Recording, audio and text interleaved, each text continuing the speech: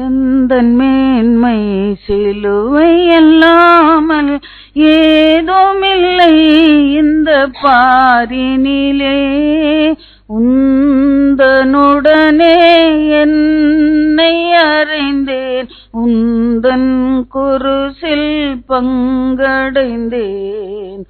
உந்தனுடனே என்னை அறிந்தேன், உந்தன் குருசில் பங்கடைந்தேன். எந்தன் இயேசுவே உந்தன் நேசமே உள்ளம் உருக்கிடுதே.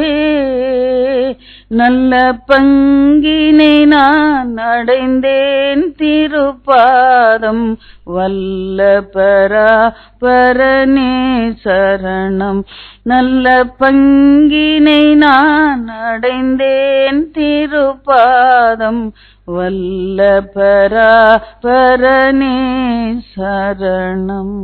பேசும்படியார் கேட்கிறோம். இயேசு கிறிஸ்துவின் பரிசுத்த நாமத்திலே பிதாவே, ஆமென்.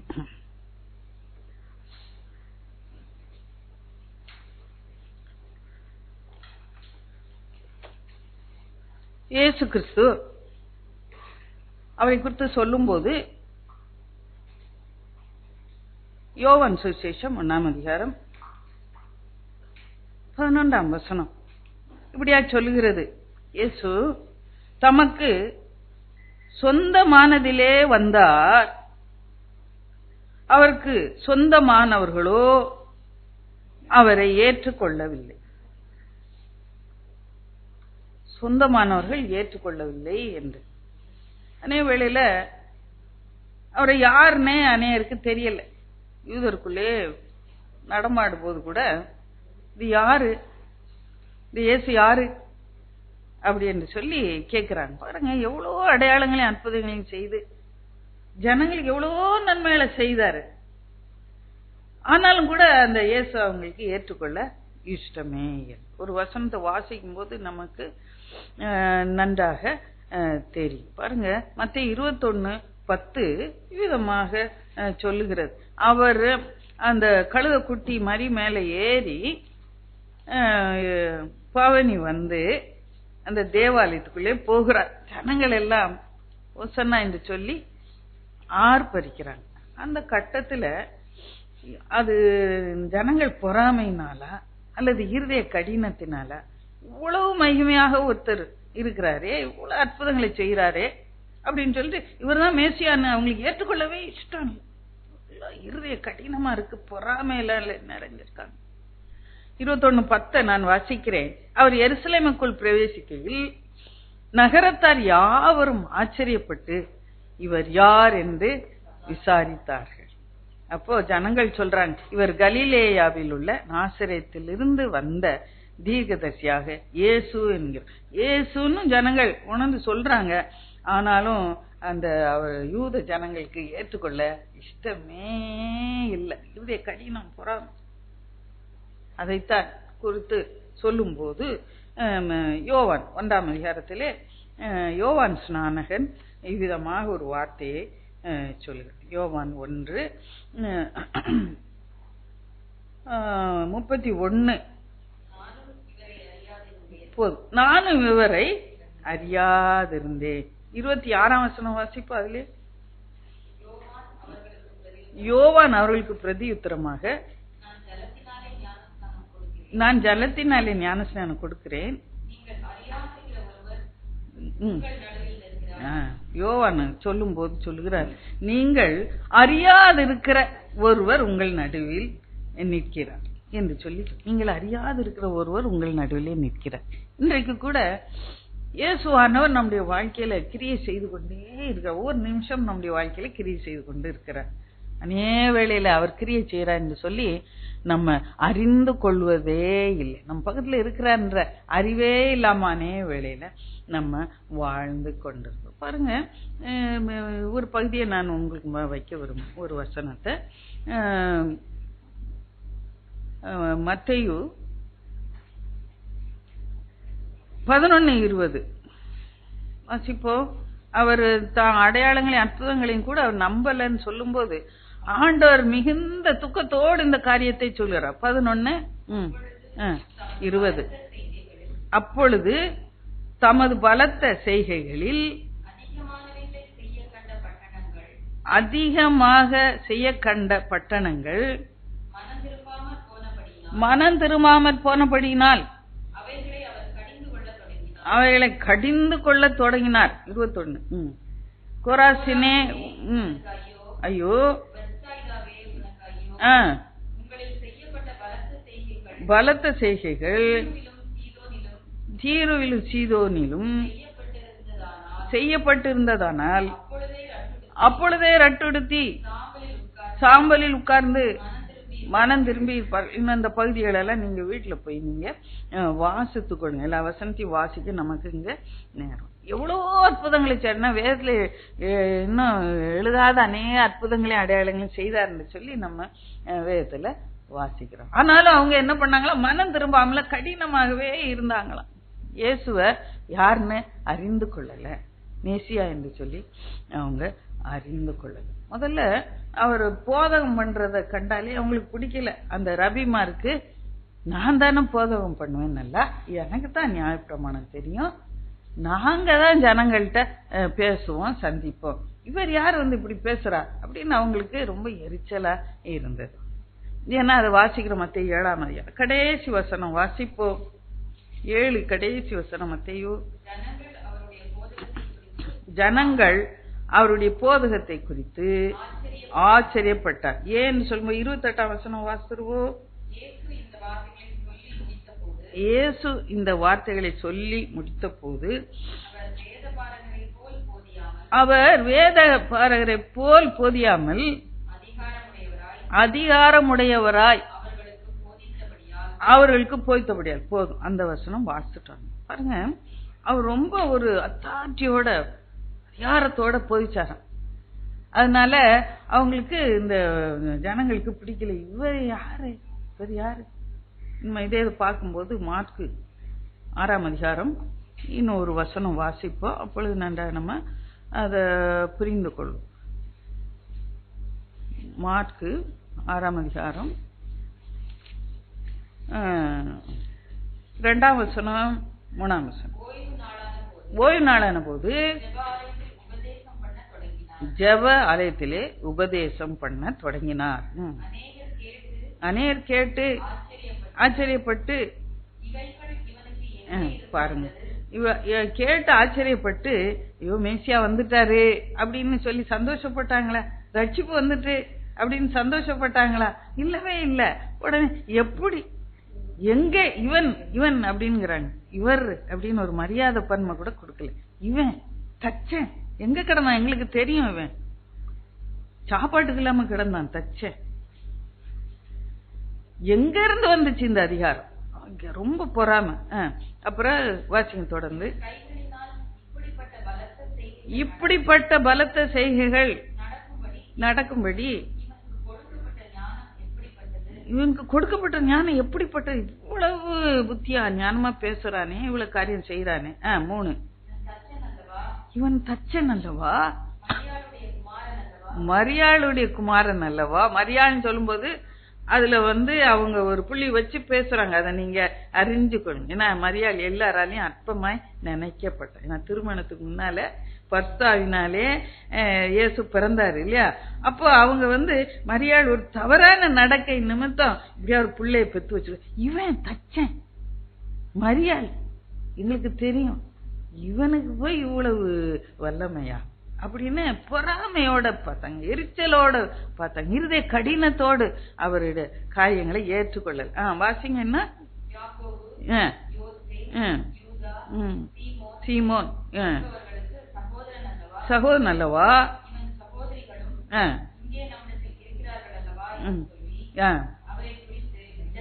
இயேசுவை குறித்து இடரல் அடைந்தார்கள் என்று சொல்லி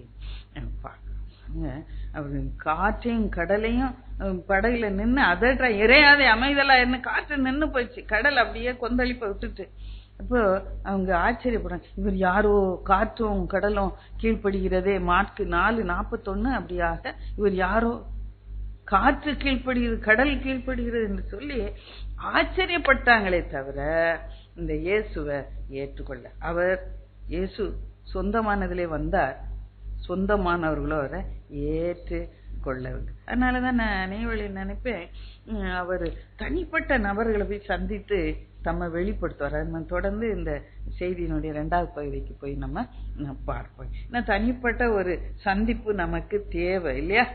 ஆலயத்துல நம்மளை சந்திக்கிறாரு, 500 பேர் உட்கார்ந்து இருக்கிறோம், தேவன் சந்திக்கிறாரு நம்ம. ஆனா எனக்கும் அவருக்கும் ஒரு தனிப்பட்ட உறவு வேணும். நம்ம முதல்ல வாசித்தோம் இல்லையா, போதித்தார் என்று, அதிகாரம் உடையவராய் போதித்தார் என்று சொல்லி. அவர் என்ன போதிச்சாருன்னு எனக்கா யோசிச்சு பாத்தீங்களா? வேதத்துல இருக்கு, வாசிச்சிருக்கோம், நமக்கு தெரியும் நல்லா. அநேக காரியங்களை உபதேசம். ஏதாவது ஸ்பெசிபிக்கா உங்களுக்கு ஏதாவது அப்படி சொல்ல முடியுமா உங்களால? ஆண்டவர் போதிக்கிறவர் என்று சொல்லி.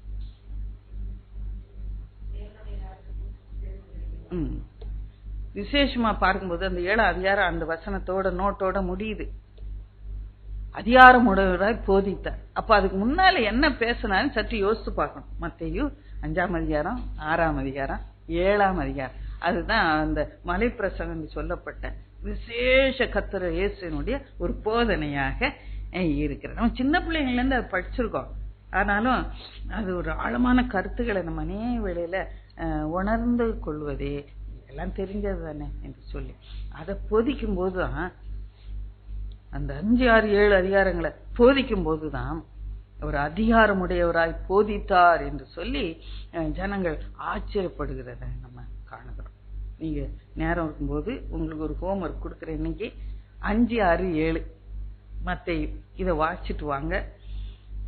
அதுல என்ன கருத்துக்களை நீங்க கற்றுக்கொண்டீங்க என்று சொல்லி அதை குறிச்சு வச்சுக்கிட்டு அடுத்த மீட்டிங்ல சாட்சியா நீங்க சுருக்கமா கொஞ்சம் சொல்லுங்க. என்ன உங்களுக்கு அவர் போதனையில இருந்து நீங்க என்ன கற்றுக்கொண்டீங்க என்று சொல்லி நீங்க பகிர்ந்து கொள்ளுங்க. கர்த்தர் உங்களை ஆசீர்வாதம். 5, 6, 7 ஒன்னும் அப்படி சும்மா விட்டு விட்டு இல்ல, காப்பி போட்டுக்கிட்டு இப்படி வச்சுக்கிறது. உட்கார்ந்து நல்லா 3 அதிகாரத்தையும் நல்லா தீர்க்கமா வாசித்து அப்படி போதனைய புரிந்து கொள்ளுங்க. அப்புறம் சாட்சி சொல்லு என்ன போச்சு. நான் நேற்று தினத்துல தியானிச்சு கொண்டிருக்கும் போது எனக்கு சில கருத்துகள் அந்த மத்தேயு 5:1 13ஆம் வசனம் வரைக்கும் நம்ம சொல்லுவோம் பாக்கியவான்கள் என்று சொல்லி அந்த பகுதி. அதுல பார்க்கும்போது முதல் வசனம் அதுல என்ன பாக்கியவான்கள், ஆவியில் எளிமை உள்ளவர்கள் பாக்கியவான். இந்த வசனங்களை முடிஞ்சா அந்த 3ஆம் வசனத்துல இருந்து 11 வரைக்கும் பாராம முடிஞ்சா படிச்சுட்டு வந்துருங்க. படிச்சுட்டு 3ல இருந்து 11 வரைக்கும் பாராம படிச்சுக்கிடுங்க. அது ஆங்கிலத்துல சொல்லுவாங்க beatitudes சொல்லுவாங்க. நல்ல திவ்ய சுவாபங்களை பொதிச்சாரு இல்லையா? ஆவியில எளிமையா இருங்க அப்படின்னு பொதிச்சாரு. எவ்வளவு ஒரு முக்கியமான ஒரு காரியம். நம்ம டீச்சர் சொல்லி கொடுத்தாங்கன்னா அடுத்த நாள் கேட்பாங்க இல்லையா, சொல்லுவாங்க இல்லையா. இப்ப நம்ம எளிமையா அதை நடக்கிறோம். ஆவியில ஒரு மனத்தாழ்மை இருக்கா? பார்வைக்கு நான் அவ்வளவு தாழ்மையா நடந்து கொள்வேனா இருக்கலாம். உண்மையாவே உள்ளத்தின் ஆழத்துல அந்த தாழ்மை இருக்கா? அப்படியே கர்த்தர் சொன்ன அந்த சுவாபம். இன்னும் நிறைய சுவாபங்கள் அங்க இருக்கு. மன்னிங்க, இருதயத்துல சுத்தமா இருங்க, அப்பதான் நீங்க தேவனை தரிசிக்க முடியும். அதான் நம்ம லைட்டா எடுத்துக்கிட்டு அப்படியே விட்டுறோம் இல்லையா. சுத்தம் இருக்குதா எனக்கு, ஆண்டவர் விரும்புற பரிசுத்தம் இருக்கா, அததான் போதிச்சுட்டு போயிருக்காரு. திவ்ய சுவாபங்கள், ஆவியின் கனி உங்களுக்குள்ள இருக்கணும் என்று சொல்லி அவர் நமக்கு போதிச்சுட்டு போயிருக்கார். போதனை என்று சொல்லும்போது அதை எடுத்துக்கவும் எனக்கு உரிமை உண்டு, கேட்டுட்டு அப்படியே விட்டுட்டு போகவும் எனக்கு உரிமை இருக்கு. அதான் போதனை என்று சொல்லுது. கடைசியில இந்த போதனையெல்லாம் சொல்லிட்டு கடைசியில மத்தேயுல சொல்லுவார். மத்தேயு 7ஆம் அதிகாரத்தோட முடியுது. அந்த 24ல இருந்து பார்க்கும்போது 2 மனுஷங்க வீட்டை கட்டினாங்க. ஒருத்தன் கண்மலையின் மேல அஸ்திபாரம் போட்டு கட்டினான், ஒருத்தன் மணல் மேல கட்டினான். வெள்ளம் வந்தது, அடிச்சுது, மண்ல கட்டின வீடு விழுந்துட்டு, மேல அஸ்திவாரம் போட்ட வீடு வெள்ளம் வந்து அடிச்ச போதும், காற்று அடிச்ச போதும், நீரோட்டம் வந்து மோதின போதும் அது விழல, நின்னுச்சு அப்படின்னு சொல்லிட்டு ஒண்ணு சொல்லுவாரு. என் வார்த்தையை கேட்டு அதன்படி செய்கிறவன் கண்மலையின் மேல கட்டின வீட்டை போல இருப்பான் என்று சொல்லி அங்கே சொல்லுவார். அப்ப அந்த வார்த்தையெல்லாம் போதிச்சுட்டு போயிட்டார். உனக்கு இஷ்டம்னா நீ அதைப்படி செய்ய, இஷ்டம் இல்லைன்னா விட்டுரு. ஆனா முடிவுல அதோடைய விட விளங்கும், ரிசல்ட் அதுக்கு அப்புறமா தெரியும். இப்படி அநேக காரியங்களை போதிக்கிற 5ஆம் அதிகாரத்துல என்னெல்லாம் போதிச்சாரு சொல்லி பார்க்கும்போது ஆச்சரியமா இருக்கும். அப்புறம் இதை வச்சு பேசலாம் போல, 4 மணி நேரம் பேசலாம். சொல்லி நீங்க பூமிக்கு என்ன இருக்கணுமா? உப்பா இருக்கணும், உலகத்துக்கு வெளிச்சமா இருக்கணும். என்னைக்காவது நம்ம யோசித்து பார்த்திருக்குமா, நான் எப்படி உப்பா இருக்க முடியும், நான் எப்படி உலகத்துக்கு வெளிச்சமா இருக்க முடியும்? யோசிச்சு பார்த்திருக்குமா? ஆண்டவர் உப்பா இருங்கன்னு சொன்னா உப்பா இருக்கணும், கட்டாயம் இருக்க முடியும். நீங்க என்னைக்காவது ஆண்டவர்கிட்ட கேட்டிருக்கீங்களா, ஆண்டவரே என்ன உப்பா வைங்க, ஆண்டவரே வெளிச்சமா வைங்க, என்னைக்காவது கேட்டிருக்கோமா? அவர் சொல்ல உப்பா இருக்கிற நான் அநேக வேளையில யோசிப்பேன். அநேக காலம் நேற்று தான் தியானிக்கும் போது இந்த காரியங்கள் எப்படி உப்பா இருக்கணும், வெளிச்சமா இருக்கணும் அப்படி என்று சொல்லி சில காரியங்களை நான் கற்றுக்கொண்டேன் அந்த வசனத்துல இருந்து. எப்போதும் எனக்கு ஒரு கேள்விக்குறி, எப்படி உப்பா இருக்க முடியும்? சற்று அப்படி கண்ணு மூடி யோசிச்சு பார்த்தீங்கன்னா அப்படியே ஒரு அலை அடிக்குது மனசுக்குள்ள. இப்படி நான் எப்படி வெளிச்சமா இருக்க முடியும்? நான் உப்ப மாதிரி எப்படி இருக்க முடியும் ஆண்டவரே? நான் ஒரு மனுஷி இல்ல. அதுக்கு பின்னால சொல்லப்பட்ட காரியங்கள், அந்த வசனங்களுக்கு அப்புறமா சொல்லப்பட்ட எல்லா காரியங்களுமே நீங்க செய்யும்போது நீங்க தான் உப்பா இருப்பீங்க, நீங்க தான் உலகத்துக்கு வெளிச்சமா இருப்பீங்க என்று சொல்லி ஆண்டவர் கற்றுக் கொடுத்தார். நேற்று என்ன காரியங்களா, ஏராளமான காரியங்கள் உண்டு. அது சொல்லிட்டு சொல்றாரு, நியாய பிரமாணத்துல அழிச்சிட்டேன்னு நினைக்காதீங்க, அதுக்காக இல்ல, அதை நிறைவேற்ற வந்திருக்கிறேன் என்று சொல்லி சொல்லுகிற. நியாய பிரமாணம் இப்படி சொல்லுது, கண்ணுக்கு கண்ணு பல்லுக்கு பல்லு. நேர் வந்து என்கிட்ட என் ஃப்ரெண்ட்ஸ் அந்த காலம் கேட்டிருக்கிறாங்க, அது என்ன கண்ணுக்கு கண்ணு பல்லுக்கு பல்லு, இது ஒரு ரிலிஜனா? அவர் அத நியாயப்பிரமாணத்துல உள்ளான அர்த்தத்தை அந்த இடத்துல நாங்க சொல்லுகிறத பார்க்கிறோம். பரிசேயர்ல அப்படி செய்யறாங்க, ஆனா உங்க நீதி அதை விட அதிகமா இருக்கணும். இதுல சில வசனங்களை சொல்லுறேன், நீங்க மனதுல வைத்துக் கொள்ளுங்க, குறித்துக் கொள்ளுங்க. 22, 28, 32, 34, 39, 44 வசனங்களை குறித்து இன்னொரு சொல்லவா? 22, 28, 32, 34, 39, 44 அந்த எல்லா வசனத்தையும் ஆரம்ப லைனை வாசிங்கன்னா என்ன போட்டிருக்கு நீங்களே கண்டுபிடிச்சு சொல்லுங்க. நான் சொன்ன வசனம் அட்லீஸ்ட் 1ல உள்ளதா சொல்லுங்க. அதேதான் ரிப்பீட் ஆகும். நான் உங்களுக்கு சொல்லுகிறேன், அப்படியே தான் இருக்கும், எல்லாத்துலயும் அப்படியே தான் இருக்கும். நியாயப்பிரமாணம் எப்படி சொல்லுது? கொலை செய்யாதிருப்பாயான்னு சொல்லி இருக்கு. நான் அதோடைய உள்ளான அர்த்தத்தை சொல்றேன், நியாயப்பிரமாணத்தை அழிக்க வரல, அதை நிறைவேற்ற வந்தேன். நான் உங்களுக்கு சொல்லுகிறேன், நீங்க மூடன்னு சொல்லாதீங்க ஒருத்தனை, அப்படின்னாலே நீங்க கொலை செய்யறவங்களா இருக்கிறீங்க. நியாயப்பிரமாணம் சொல்லுது விபச்சாரம் செய்யாதிருப்பான்னு சொல்லி இருக்கு. நான் உங்களுக்கு சொல்லுகிறேன், உன் கண்ணால இச்சையோட நீ பார்த்தா அதே விபச்சாரம். அதோடைய டைமென்ஷன்ஸ் உள்ள அந்த 3rd டைமென்ஷனை நியாயப்பிரமாணத்தில் உள்ளது அப்படியே எடுத்து கொடுக்கிற. இப்படி நீ செய்வனா நீ பூமிக்கு உப்பா இருப்ப, நீ உலகத்துக்கு வெளிச்சமா இருப்ப. இன்னும் நான் உங்களுக்கு சொல்லுகிறேன்னு சொன்ன இதெல்லாம் நீங்க எடுத்து பார்த்துக்கிடுங்க. நான் 44ஆம் வசனத்தை மட்டும் நான் காண்பிக்கிறேன். அங்கே பார்க்கும்போது உன் சத்துருவ பகன்னு 43 போட்டிருக்கு. கண்ணுக்கு கண்ணு, பல்லுக்கு பல்லு. ஆனா நான் உங்களுக்கு சொல்லுகிறேன், நியாயப்பிரமாணம் அப்படி சொல்லுது. அதுல உள்ள டைமென்ஷனை நான் சொல்லுகிறேன், உள்ளான அர்த்தத்தை சொல்லுகிறேன், அதுல உள்ள 3வது கோணத்தை நான் உங்களுக்கு சொல்லுகிறேன். என்ன சொல்லுகிறேன்? உங்க சத்துருக்களை சிநேகிங்க, சபிக்கிறவளை ஆசீர்வதிங்க, நான் உங்களுக்கு சொல்லுகிறேன் சொல்லி சொல்லு. அதை நீங்க வீட்டுல போய் உங்களுக்கு ஹோம்ஒர்க் கொடுத்துட்டேன். நான் அது குறித்து நான் விவரமா நான் பேச வேண்டியதில்லை. ஆண்டவர் உங்களோட என்ன பேசுறேன்? உங்களை சபிக்கிறவங்களை ஆசீர்வதிச்சீங்கன்னா நீங்க பூமிக்கு உப்பா இருப்பீங்க, உலகத்துக்கு வெளிச்சமா இருப்பீங்க. நான் ஆண்டவர்கிட்ட போராடி அநேக வேலை, எப்படி நான் வெளிச்சமா இருக்க முடியும்? என்ன போய் உப்புன்னு சொல்றீங்களே, நான் எப்படி போய் உப்பா இருக்க முடியும்? அப்படித்தான் இருக்கு. இந்த திவ்ய சுவாபங்கள் ஆவியில எளிமையா இருக்கும்போது நியாயப்பிரமாணம் சொல்ற அப்படி உள்ளான அர்த்தத்தை நான் கற்றுக்கொண்டு என் கண்ணை இச்சை இல்லாம நான் காத்துக்கொண்டேன்னா நான் தான் உலகத்துக்கு உப்பும் வெளிச்சமா என்னால இருக்க முடியும். 5வது அதிகாரம் இப்படி போகுது. இன்னும் நிறைய காரியங்கள். 6வது அதிகாரம் எப்படி காணிக்க கொடுக்கணும், எப்படி ஜெபம் பண்ணணும், எப்படி உபவாசிக்கணும்,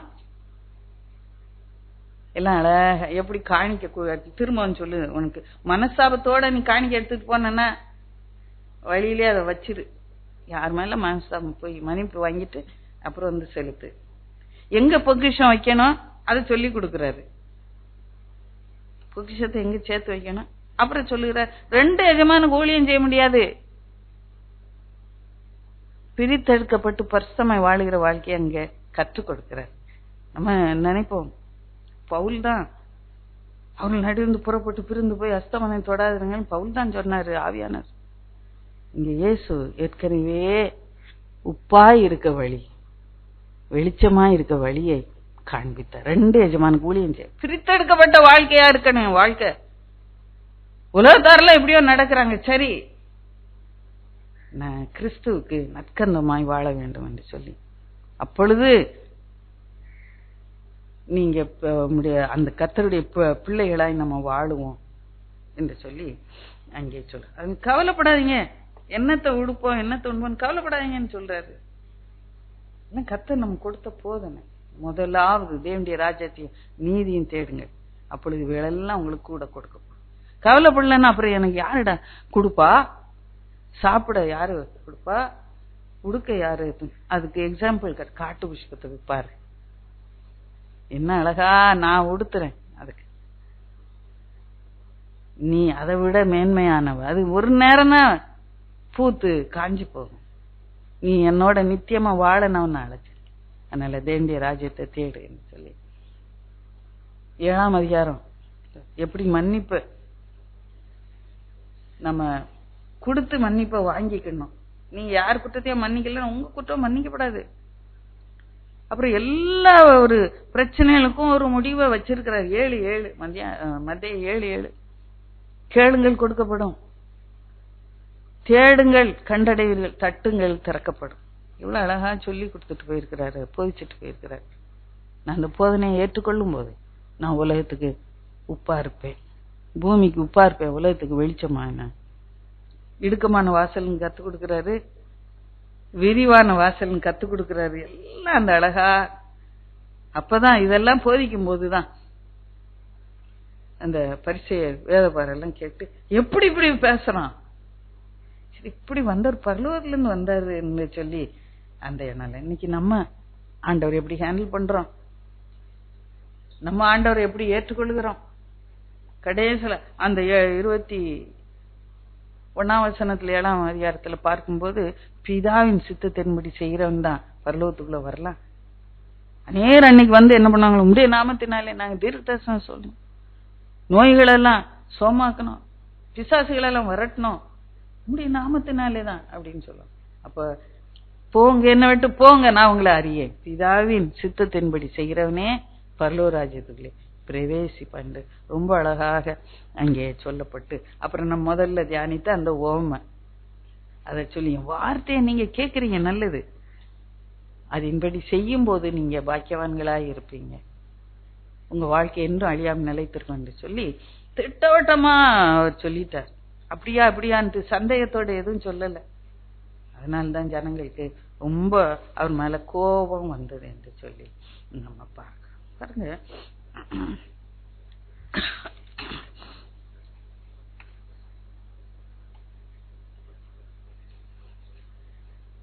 இப்போ நான் நினைக்கிறேன் அந்த இவ்வளவு கிரௌடோட நேரம் பேசுறாரு மலை பிரசவம் சொல்லும்போது. ஏன்னா அதுக்கு பிறகு நிறைய பேர் அங்க ஆயிரக்கணக்கில் வந்து உட்கார்ந்துருக்காங்க.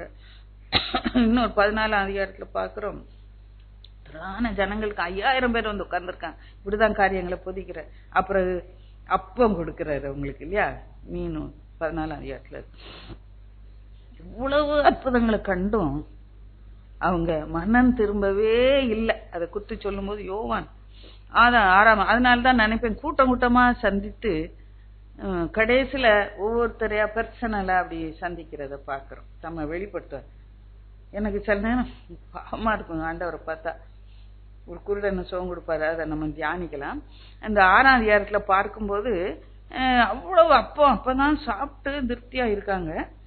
ஆனா என்னத்துக்கு ஓடி வந்தாங்கன்னு சொல்லுவாங்க.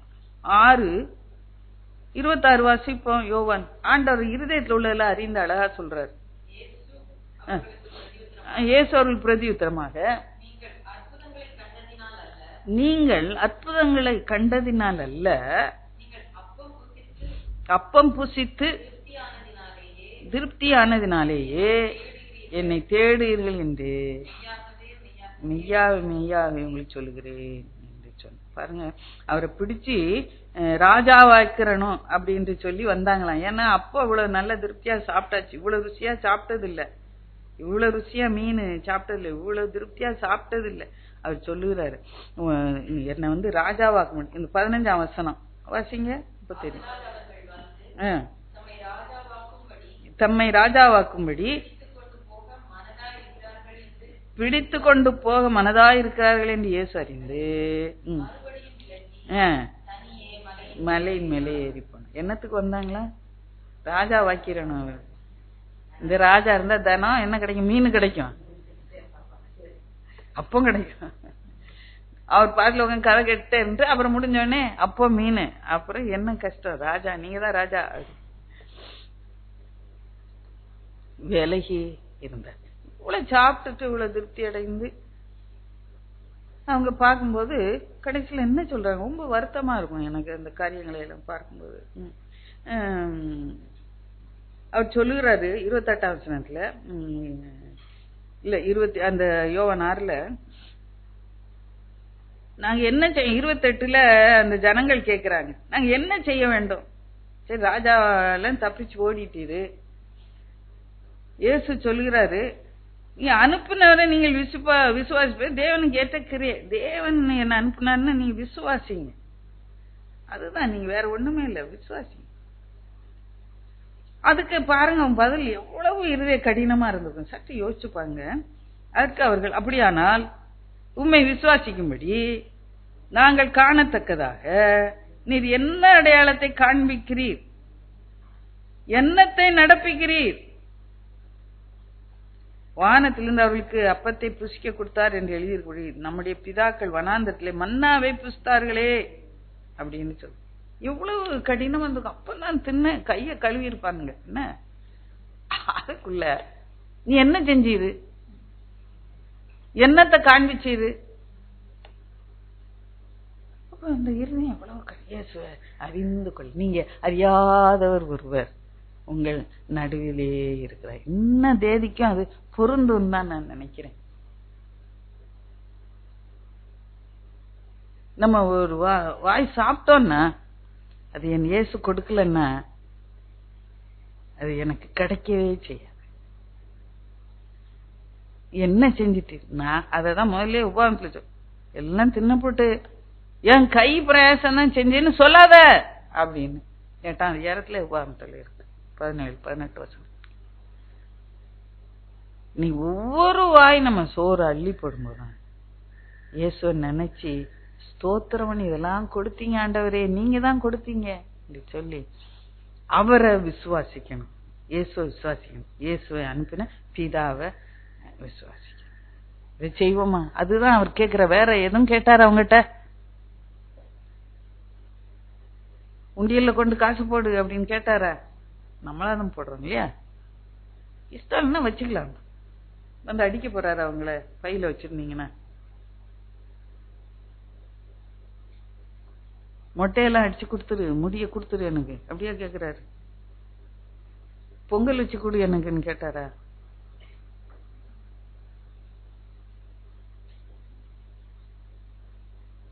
வேற ஒன்னும் கேட்கல. விசுவாசிங்க, நான் தான் மேசியான்னு விசுவாசி. என்ன அனுப்புன ஒரு பிதா இருக்கிறாரு, அவரை விசுவாசிங்க.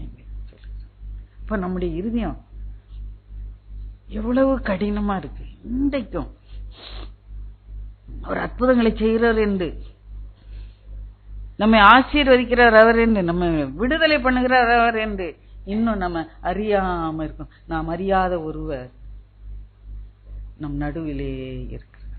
உங்க குடும்பத்துக்குள்ள நீங்க அறியாத ஒருவர் உலாவிக்கொண்டே இருக்க. எது வரைக்கும் நீங்க அப்படியாக அவரை அறியாதவரா வச்சிருப்பீங்க?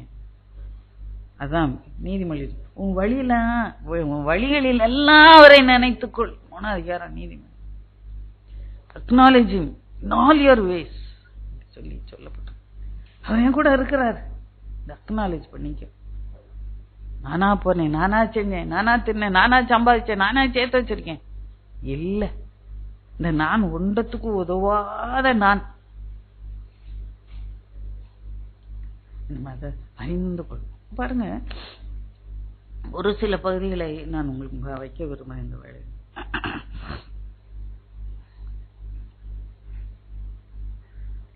யோவான் 1:31. யோவான் ஸ்நானனே முதல்ல சொல்லுகிறாரு, நானும் இவரை அறியாதிருந்தேன் என்று சொல்லி. இப்ப யோவான் ஸ்நானன் குத்து வேதம் எவ்வளவு அழகா சொல்லுது. தாயின் வயிற்றுல இருக்கும்போதே பரிசுத்தாவினால் நிரப்பப்பட்டவன் ஆயிட்டான். அவன் வந்து இந்த வழிய ஆயத்தம் பண்ணி இந்த இயேசு வர்றாருன்னு அனௌன்ஸ் பண்ண பிறகுதான் அவன் மேசியாவே வர்றாரு. அவ்வளவு பெரியவனா இருந்தான். இயேசுவே சொல்லுறாரு, யோவான் ஸ்நானன் தான் பரலோகத்துல முதல் பிளேஸ்ல இருப்பான் அப்படின்னு சொல்லிட்டு ரொம்ப பெருமையா சொல்றாரு. ஆனாலும் மனத்தாழ்மையா நடந்தா எவனாது அவன் தான் முதல் இடத்துல இருப்பான். மத்திய 11 வாசித்து பாத்தீங்கன்னா தெரியும். யார பார்க்க போனீங்க? மெல்லிய வஸ்திரம் தரித்தவங்களை பார்க்க போனீங்களா வனாந்தரத்துக்கு? மெல்லிய வஸ்திரம் தரித்தவங்க எல்லாம் எங்க இருக்காங்க? மாளிகையில், அரசர் அரண்மனையில் இருக்காங்க. யோவான் அவன் அப்படியா ரெட்டு உடுத்தின போல ஒட்டக மயிர், எவ்வளவு சாக்கு மாதிரி இருந்தது சற்று இமேஜின் பண்ணி பாருங்க. அவ்வளவு கடினமான தோல், அந்த உடையதான் உடுத்தி இருந்து. அப்படியா காட்டுல அசை நாணலையா பார்க்க போனீங்க? இல்ல. நாணல் என்ன பண்ணும்? தசை காத்தடிக்கிற தசைக்கு மாறும் இல்ல. யோவான் சொன்னதுதான், அது மாறாது. யாரோ பார்த்து சொன்னா நீ தப்பு பண்றடா, சகோதரனுடைய மனைவியை வச்சிருக்க, நீ பண்றது தப்பு, தலைய போயிட்டு. ஆனால் அவன் பயப்படல. காட்டினால் அசை நாணல் அப்படி நிக்குமா ஸ்ட்ரைட்டா ராஜா முன்னால? இது விசேஷமான ஒரு. அவனே சொல்லுகிறான், நானும் இவரை அறியாதிருந்தேன். ஆனா ஆண்டவர் என்கிட்ட பேசியிருந்தாரு, நீ ஞானஸ்நானம் எல்லாருக்கும் கொடுப்ப. அப்ப நீ ஞானஸ்நானம் எல்லாருக்கும் கொடுக்கும்போது ஒருவர் மேல மட்டும் வந்து ஆவியான புறா போல இறங்குவ, அவர் தான் கிறிஸ்து அப்படின்னு கண்டுக்கோ. அப்ப இன்னைக்கு ஏன் நம்ம இன்னும் அறியாம இருக்கிறோம்னு சொல்லும் போது, இந்த அபிஷேகத்தின் நிறைவை நம்ம இன்னும் அதிகமா பெற்றுக்கொள்ளும் போது, என்னோட கூட ஒருவர் இருக்கிறார் என்று சொல்லி நான் அறிந்து கொள். ஆண்டவரோட நான் பேசும்போது அவர் எனக்கு சில காரியங்களை வெளிப்படுத்துவார். இவர் தான் இயேசு என்று நான் அறிந்து கொள்வராய் இருப்பேன். இந்த உறவு ஆண்டவரோட இருக்கணும். ஆண்டவரோட பேசுகிற உறவு இருக்கா? இப்போ பக்கத்து வீட்டுல ஒருத்தவங்களோட சண்டை, நீங்க பேச மாட்டீங்க இல்லையா? உறவு இல்ல, முறிஞ்சு போச்சு. ஆனா ஏசப்பாவோட நான் உறவு வச்சிருந்தேன்னா என் தேவனுடைய சத்தம் கேட்கும். இது உனக்கு இயேசு கொடுத்தா. சாப்பிட உட்கார்ந்த உடனே பண்ணி மாதிரி அள்ளி அள்ளி வாயில போடாது. இது ஒவ்வொரு வாயும் எனக்கு இயேசு கொடுத்தார் என்று சொல்லி நீ உணர்ந்து கொள்ள. அறியாதவராய் உன் வீட்டுக்குள்ளே இயேசு இன்றைக்கு நீ வைத்துக்கொள்ள. ரெண்டாவதா இன்னொரு காரியத்தை நான் சொல்லுகிறேன். யோவான் 4:10 நிறைய காரியங்கள் உண்டு. ஆனா யோவான்ல இருந்து ஒரு சில வசங்களை ஆவியான அழகா பிக் பண்ணி கொடுத்தார். 4:10 இயேசு அவர்களுக்கு பிரதியுத்தரமாக, நீ தேவனுடைய ஈவையும் தாகத்துக்கு தா கேட்கிறவர் இன்னார் என்பதையும் அறிந்திருந்தாயானால் நீயே அவரிடத்தில் கேட்டிருப்பார், அவர் உனக்கு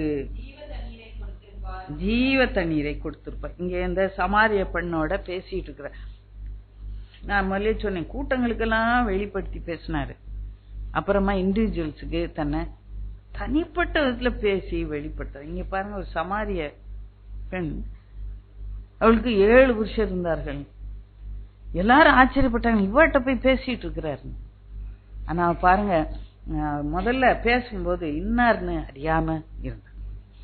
நம்முடைய வாழ்க்கையில அநேக பாவங்கள் குற்றங்கள் இருக்கும்போது நம்ம இயேசுவை அறிந்து கொள்ள, அவ பேசிக்கிட்டு தான் இருக்கிறா, ஆனா அவ இன்னார்னு முதல்ல அறிந்து கொள்ளல. தொடர்ந்து அவ பேசும்போது கர்த்தர் அவளோட இடைப்பட்டு அவளையும் அவர் ஊர் ஜனத்தையும் தமக்கென்று திருப்பி கொண்டார். இப்போ இன்னார்னு அறிந்து கொள்ளணும். இயேசு யாருங்க? ஜீவ தண்ணீரை கொடுக்கிறவர். அவர் தான் ஜீவ தண்ணீர் என்று உணர்ந்து கொண்ட. அவர் தண்ணி எடுக்க வந்தவா குடத்தெல்லாம் போட்டுட்டு ஓடிப்பான். இப்ப கர்த்தரை அறிந்து கொள்ள நம்ம சில காரியங்களை விட்டு கொடுக்க வேண்டியது அவசியமாக நீ இருக்கிற. அப்ப நம்ம நிச்சயமாக அறிந்து கொள்ளும். எவ்வளவு கர்த்தருடைய நாம அங்க மகிமைப்பட்டிருக்கும். ஆவியோடும் உண்மையோடும் தொழுது கொள்ள வேண்டும் என்று சொல்லி அந்த சத்தியம் அங்கேதான் வெளிப்பட்டு எல்லாருமே தொழுது கொண்டாங்க. சமாரியரும் தொழுது கொண்டாங்க. மலையில யூதர் எருசலேமில தேவாலயத்திலே தொழுது கொண்டாங்க. எல்லாரும் தொழுது கொண்டாங்க. அதெல்லாம் அவங்க சொல்லுற அந்த காரியங்கள் எல்லாம் அவ அறிந்திருந்தா. ஆனா உண்மையான ஆராதனை எது? ஆவியோடும் உண்மையோடும் அவரை தொழுது. என் உள்ளத்துல உண்மை இருக்கணும், ஆவியில நிறைஞ்சிருக்கணும், நான் அவருக்கு ஆராதனை செய்யணும். அப்பொழுதுதான் அந்த ஆராதனை பூர்ண பண்ணா இயேசு மேசியான்னு நான் அறிந்து கொள்ளும். முதல்ல அவர் சொல்லுகிறார், நீ யூதன் அப்படின்னு சொல்ற. அவ எப்படி ஸ்டெப் பை ஸ்டெப்பா அறிந்து கொண்டார். அப்புறம் இவர் செஞ்ச காரியத்தை சொல்லும் போது சொல்லுகிற, இவர் தீர்க்கதரிசின்னு காணுகிறேன். யூதரா இருந்தவர் தீர்க்கதரிசியாமா. அப்புறமா கிறிஸ்து எனப்படுகிற மேசியா என்று ஒருவர் வருகிறார், அவர் வரும்போது எல்லாத்தையும் நமக்கு அறிவிப்பார், அவர் வரப்போறாரு அப்படின்னு சொல்றார். கிறிஸ்துவின் மேசியா.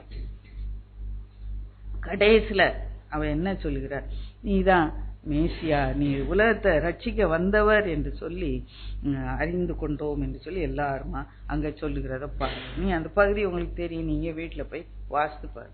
அப்படியா நம்முடைய விசுவாசம் பூர்ணப்படணும். போதகர்னு நினைக்கலாம், தீர்க்கதரிசின்னு நினைக்கலாம், ஆனா அவர் தான் மேசியா. அப்ப அத ரொம்ப அழகா அங்க சொல்லப்பட்டிருக்கும்.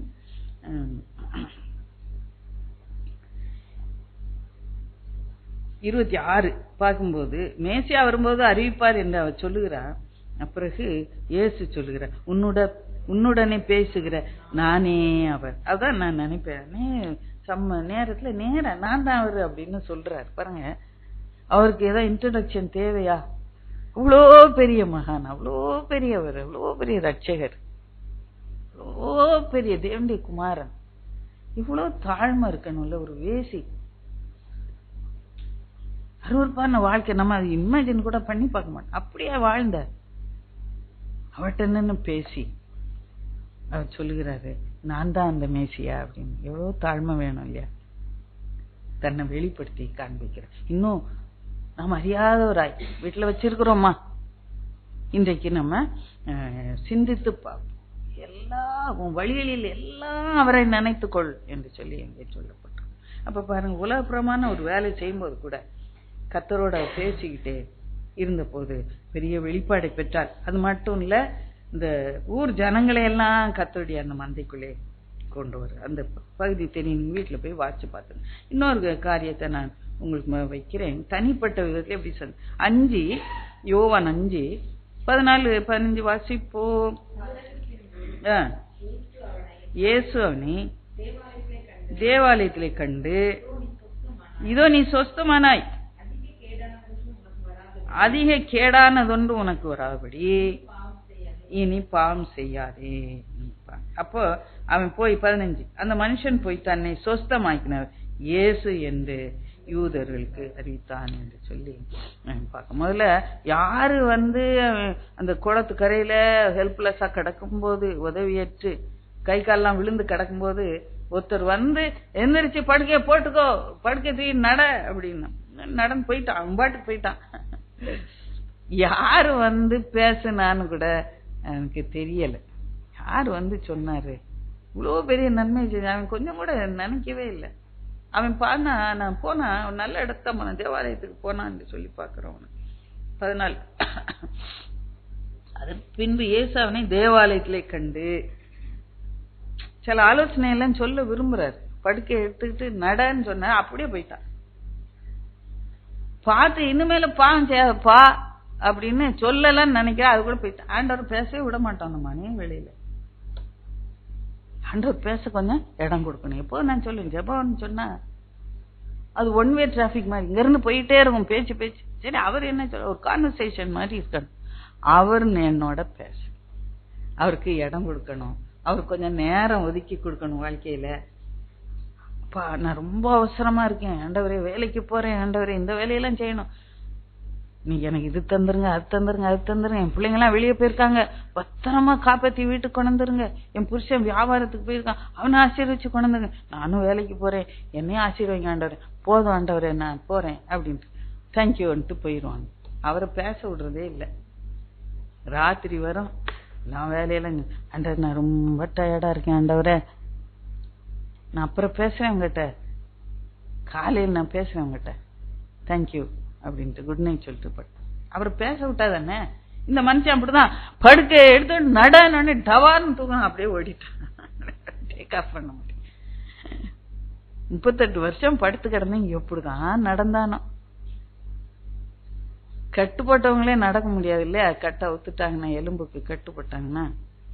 மெல்ல நடங்க, வெயிட் தூக்காதீங்க, வெயிட் அதுல போடாதீங்க, அந்த காலில் அந்த கையில சொல்லுவாங்களா இல்லையா. ஸ்லோவா தான், முந்தி மாதிரி நீங்க நினைச்சிட்டு வேகமா போக கூடாது, அசைக்க கூடாது. எப்படிதான் நடந்தானா அந்த படுக்கையும் தூக்கிக்கிட்டு வந்துட்டான். அப்புறம் எங்க பார்த்தானா தேவாலயத்துல நல்ல இடத்தா போயிருக்கான், கடவுளை நினைச்சு போயிருக்கான். அங்க அவன் எப்படியா ஆண்டவர் பிடிச்சிடணும்ட்டு பிடிச்சு கேடான இன்னும் செய்யாத, இனிமேல அதிக கேடு வராதபடி நீ பான் செய்யாத இப்போ அப்படின்னு அன்னைக்கு சொல்ல வேண்டியது அவன் எப்படியோ பிடிச்சு சொல்லிட்டு, அப்ப யாரு நீருங்கும்போது நான் தான் இந்த இயேசு அப்படின்னு சொல்லுறேன். எப்படியாவது வெளிப்படுத்துவார். ஒருத்தருக்கும் தூரமானவர் அல்ல, அவர் சமீபமா இருக்கிறார். எப்படியாவது தடவியாயில நம்ம கண்டு கொள்ளணும் வேணும்னு சொல்லி, எனக்கு இயேசு தெரியாதுன்னு யாரும் சொல்லிடக்கூடாது. என் வாழ்க்கையில அவர் தான் கிரியை செய்யறாரு. யாரு கிரியை செய்யற ஏதோ நடக்கு, அவன் தலைவிதி என்னமோ நடக்கு அப்படின்னு அநேகர் விட்டுறோம். அநேக காரியங்களை அந்த ஜெபம் பண்ற நேரம் மட்டும் ஜெபம் பண்றோம், அந்த ஆலயத்துக்கு போற நேரம் மாத்திரம் ஜெபம் பண்றோம், அவரை தேடும். மற்ற நேரம் எல்லாம் என்ன ஆகுது, வழிகளில் எல்லாம் அவரை நினைத்து கொள். ஒவ்வொரு அசைவும் நீ அசையும் போது ஆண்டவரை நினைச்சுக்கொள். அப்படி நீ பாக்கியவானாய் பாக்கியவதியா நீ பாருங்க. தனிப்பட்ட விதத்துல சந்தித்து தம்மை வெளிப்படுத்துகிறார் என்று சொல்லி நம்ம பார்க்கிறோம். நீ அறியாத ஒருவர் ஒரு நடுவில் இருக்கிறார் என்று சொல்லி சொல்லப்போம். நமக்கு அறியாதவரா இருக்கிறாரா நம்முடைய வாழ்க்கையில? அவர் கிரியை செய்யறத உணராம இருக்கிறோமா? அந்த மனுஷன் இயேசுன்னு அறியாம உணராம இருந்தான். சோகம் கிடைச்ச உடனே கூட என்ன ஒரு பரிதாபமான காரியமாக இருக்கு. அவரை உணர்ந்து கொண்டு அவரை அக்னாலேஜ் பண்ணுங்க, ஏற்றுக்கொள்ளுங்க. கர்த்தர் பெரிய காரியங்களை சொல்ல. இன்னொரு காரியத்தை பார்க்கலாம். யோவான் 6:30 முதல்ல வாசிட்டு நினைக்கிறேன். 6:30 முதல்ல வாசி. இப்போ கடைசியாக யோவான் 9:35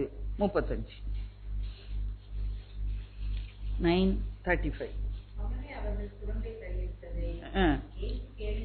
கேள்விப்பட்டு அவனை கண்டபோது தேவனுடைய குமாரனிடத்தில் விசுவாசமாய் இருக்கிறாயா என்று கேட்டார். அதற்கு அவன், ஆண்டவரே அவரிடத்தில் நான் விசுவாசமா இருக்கும்படிக்கு அவர் யார்?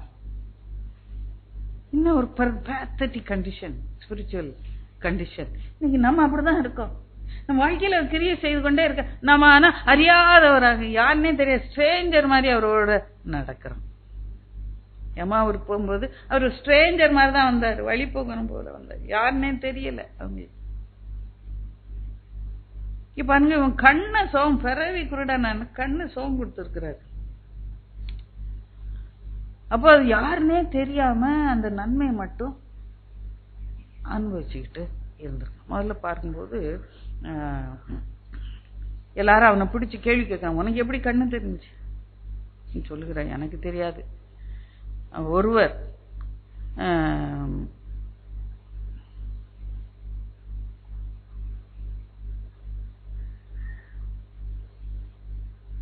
பதினொன்றாம் வசனம் பார்க்கிறோம். முதல்ல சொல்லுகிறாரு, எப்படி திறந்ததுன்னு. இயேசு என்னப்பட்ட ஒருவர், இயேசுன்னு பேர் தெரியுது, ஆனா அவருடைய வல்லமைய உணராம என் கண்ணில் சேர பூசி போய் கழுவு சிலவங்களுக்கு நான் போய் அவ்வளவுதான் தெரியும் அப்படிங்க. பாருங்க, அது ஓய்வு நாளா இருந்துச்சான், அதனால எல்லாரும் அவரோட சண்டைக்கு வந்துட்டாங்க. எனக்கு வேற ஒன்னும் தெரியாது அப்படின்னு சொல்லுகிறான்.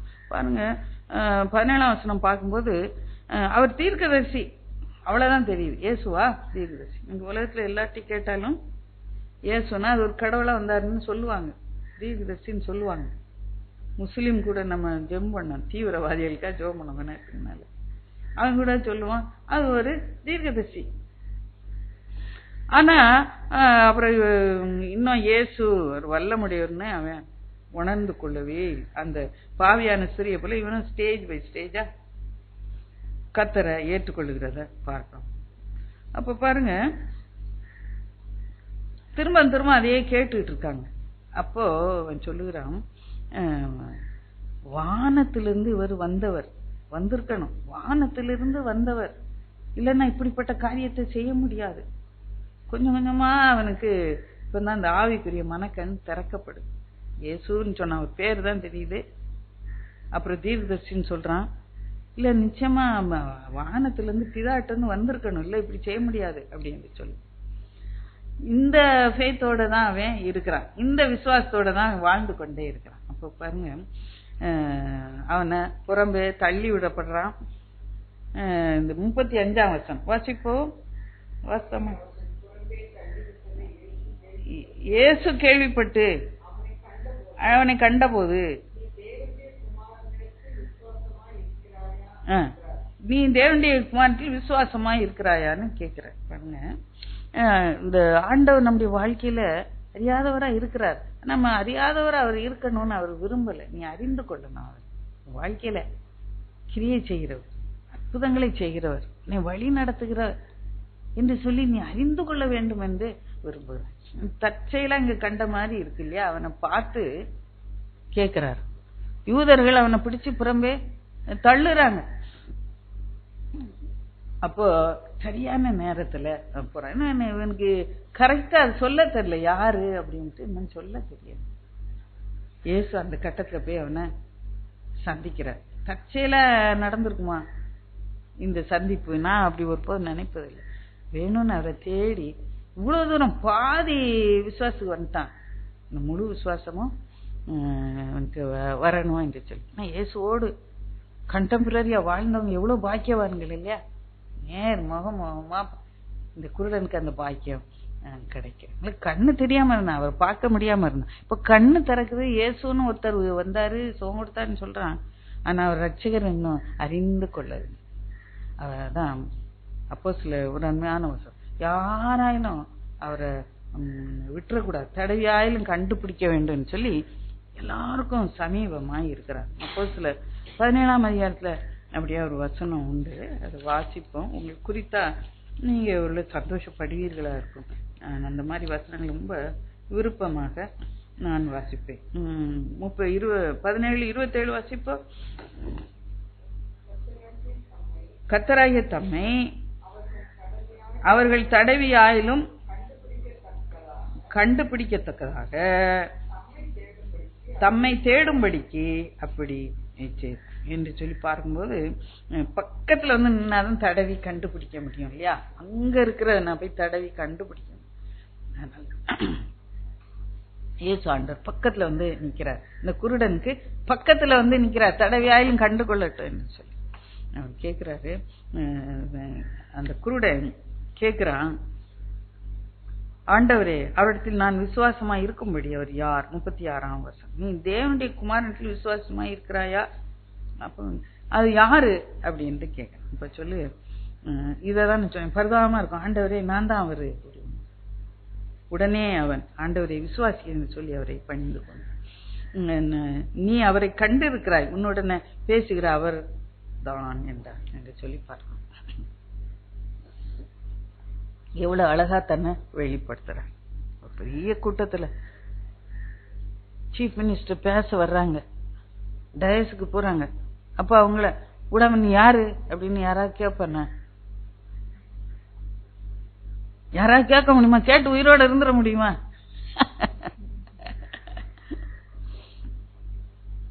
இந்த உலகப்புறமான காரியங்கள் எல்லாம் நம்ம அறிந்திருக்கிறோம் இல்லையா?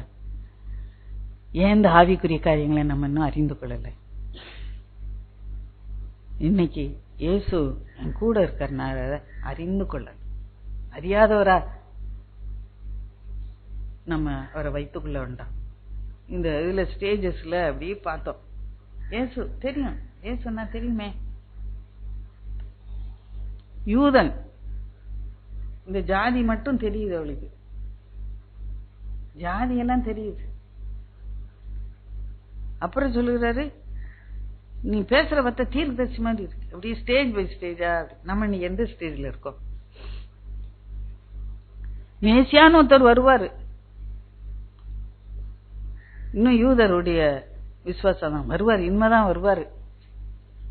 சொந்தமானதிலே வந்தார், சொந்தமானவர்களோ அவரை ஏற்றுக்கொள்ளவில்லை, அறிந்து கொள்ளவில்லை. நம்மை குறித்து இன்றைக்கு என்ன சொல்லப்படும்? தீர்க்கதரிசி, அற்புதம் செய்கிறவர் என்று மட்டும் உணர்ந்திருக்கிறோம். ஏன்னா அந்த யோவான் 6ல பார்த்தோம், அப்பம் சாப்பிட்ட உடனே ராஜா வாய்க்கிறனும், இவர் தான் என் வாழ்க்கையில தெய்வன், இவர்தான் தேவன் என் வாழ்க்கை. உலகப்புறமா நன்மைகளுக்கா தேடி வருகிறோமா? ஏன்னா அழிந்து போறாத நன்மைகளுக்கா தேடி வருகிறோம். உலகப்புறமான நன்மைய சேர்த்து சேர்த்து வச்சிருக்கல, எல்லாம் அழிஞ்சு போகும் ஒரு நாளில். என்ன செய்ய முடியும்? அழியாத அவரை நம்ம இன்னைக்கு பற்றி கொள்ள வேண்டியது அவசியமா. நான் அறிந்து கொள்ளணும், அவர் உலக ரட்சகர் என்று சொல்லி நான் அறிந்து கொள்ளணும். அந்த யோவான் 4ல இன்னும் நிறைய காரியங்கள் இருக்கு, சொல்ல வாய்ப்பு இல்லை, நேரம் இல்லை. நீ வீட்டுல போய் வாசி. நீ தீர்க்கதரிசி, நீ தீர்க்கதரிசி. இன்னைக்கு தீர்க்கதரிசனம் தேடி அநேகர் ஓடுறாங்க, அங்கேயும் இங்கேயும் ஓடுறாங்க. அங்க திருநெல்வேலியில கூட பயங்கரமான ஒரு தீர்க்கதரிசன கும்பல் ஒண்ணு கிடக்கு, இங்கேயும் கிடக்கு நிறைய. வேன் போட்டு ஞாயிற்றுக்கிழமை ஆனா அங்க கோயிலுக்கு போறாங்களோ இல்லையோ, வேனுகளை நிறைய புக் பண்ணி போவாங்க அங்க ஒரு இடத்துக்கு. நான் சொல்ல விரும்பல, ஏன்னா நீங்க எல்லாம் திருநெல்வேலிக்காரர், உங்களுக்கு தெரியும். உங்களுக்கு என்ன வந்து அப்புறம் குத்திடுவீங்க, நீங்களும் ஓடுவீங்களா இருக்கும், எனக்கு தெரியாது.